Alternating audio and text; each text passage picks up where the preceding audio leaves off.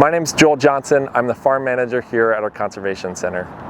If you're not familiar with Native Seed Search, we are a nonprofit that conserves and shares the arid-adapted seeds of the desert Southwest in the southwestern U.S. and northwestern Mexico.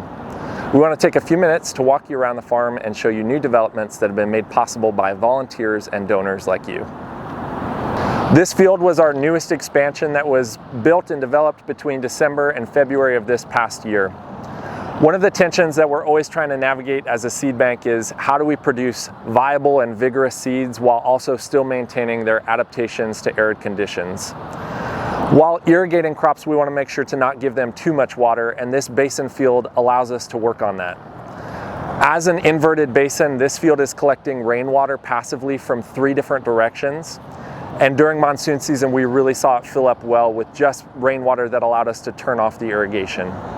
When this happens, we can practice deficit irrigation, which means extending as far as possible the time between individual irrigation events.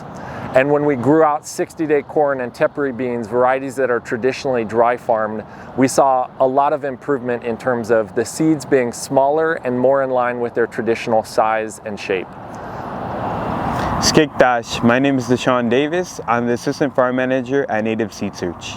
Here at the Conservation Center Farm, we have been adding more insect and pollinator habitat. One example of that is this patch of Gaillardia. This is known as a pollinator strip since it goes from one end to the other end of this main garden that we have here. This patch of Gaillardia is providing habitat and pollen for so many different species of insects and animals. Here we have a butterfly milkweed plant. This is one of many native plants that we have planted in these basins. These basins provide a water source for these less water intensive plants that don't need as much attention and water as our crops. All these plants provide great habitat and pollinator activity, which in turn increase our seed yield and our production in the farm. This crop behind me is known as autumn Hoon, as well as autumn June corn. We planted this crop at the beginning of monsoon season in early July. We're now getting ready to harvest this crop around mid-October. As we expand our grow out space, we are able to grow out more varieties and in larger amounts like this autumn Hoon.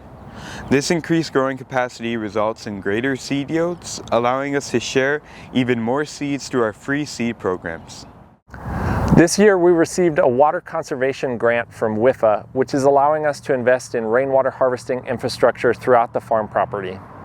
Over the next 12 months throughout this grant project, we'll be installing more rainwater harvesting basins, floodwater fed fields, gutters on the structures and buildings throughout the property, and a new climate smart irrigation system which will allow us to monitor how much water we're using and make sure we're growing as economically as possible with the water resources we have.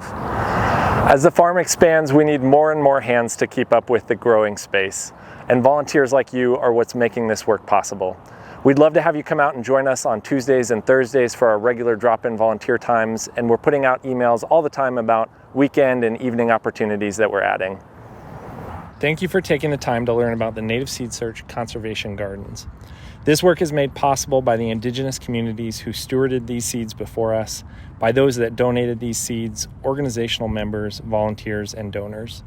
You can join this growing community of supporters today by visiting nativeseeds.org/donate.